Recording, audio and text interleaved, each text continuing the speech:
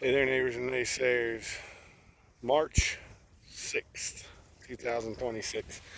I just moved these cows into this stretch of bale grazing. So this is the last one. We'll go this way, basically this move plus 3 more. And then we'll go that way. And then the bales go all the way around the hill. But you can see plenty of stockpile on the ground. We're back to getting an extra day per bales pretty regularly, and the grass is starting to grow. Now that doesn't mean we can graze anything, but it's starting to grow. But for the most part, cows here look pretty good. There's a couple of them skinny, but other than that, they're doing pretty well. Just want to take a little stroll here. We'll talk some, but to show the good, the bad, and the ugly here. This is the water trough. So the cows just came out. You can tell where they came out of right there, and it looks worse in the screen than it actually is. But that's the worst of it. So we'll seed that with turnips mostly to bust that up, and you won't even know it by next fall. I'll come back and take a picture then, but thought I'd walk out along here just to show some stockpile, but I also want to get to where they just came from. So we had probably 4 inches of rain in the last week, maybe. I don't know, maybe not, maybe only 2. I know they had flood warnings everywhere yesterday. I was far away from home on the road, and I know the people in that neighborhood were afraid of whether they were going to get home because of flooding. But I guess to talk about move, we had to move into the middle of these bales because of where the water is, so we make the paddock as big as we possibly can. This fence is against those bales. The fence over there is against the other set of bales, so it's as big as it can be to keep them from running through it, and it goes all the way to the top of this hill. Then the bales go the way we used to farm it, around the contour strips, 3 wide, and goes all the way around the hill, goes out toward the road. But plenty of, I mean, it ain't great stockpile, but that stockpile there is still better than the hay quality at this point. Another picture here just to show, I mean, this is just the way they walked, because this field's a big pork chop and you're in the bone of the pork chop. This is the way they walk around the water in this field. It's a 4-acre field, but 3 of it is out here around the turn in a big square. So it is what it is. It's the way we have to manage it. In the summertime, we're walking right along the overland water line. The fence has gotten moved away from the water line to mow the brush. And in the summertime, we keep that water line hot, or with water in it. And we don't have to walk them back to pork chop, but in the wintertime, it's along the contour, and it's better to walk them along the contour than it is the other way. But I was all worried about like where I was gonna do some frost seeding, and because of the way this is going, we'll have a few areas right now. I've said for years a little disturbance is okay, but a lot of disturbance is terrible. And the reason I don't mind a little bit of disturbance is because I need somewhere to introduce new seed into the mix, or I got to figure out how to get the grazing right to then hold it and keep it. And that's an ongoing process. It's kind of a seesaw. You get good at grazing this way, and then the forage composition changes, and then you say, well, I got to either change the way I graze or got to add in new forages that'll stay with the way that we graze.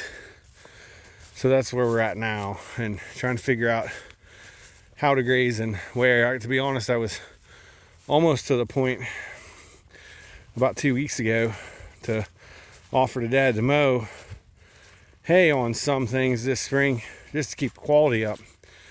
But then as I thought about it, I said, yeah, but that extra grass that we would mow off for hay, that's my summer stockpile that gets me through the summer slump to then get into the fall. And if I don't have that, then I won't have anything in the fall.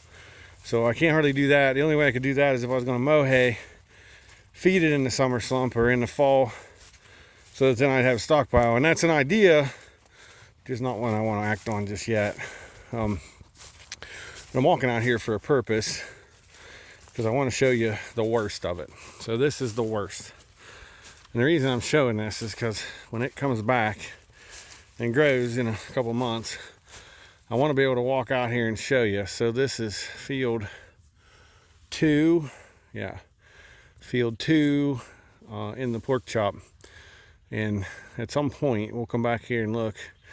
We got some leftover seed I'm gonna come spread out here tomorrow. I got to order some more. I've done a bunch of deep dive into forages and what kind of forages we want to buy. I mean, I know we want plantain, I know we want chicory, I know we want red clover, and then what other forbs or legumes do we want to throw with it. I'm looking at some warm season annuals or warm season perennial legumes if I can, just to see if it goes with our mix. But that was one that the cows had been on.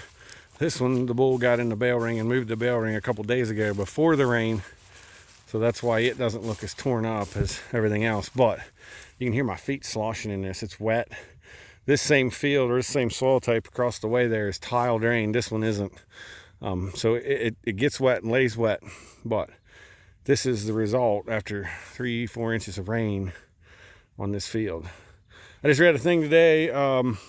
This was in a feedlot situation, but in a feedlot situation, pasture and deep mud cost 1 day worth of feed, and you can add that up however you want to. Cost 1 day worth of gain or 1 day worth of feed, whichever one you want to look at it.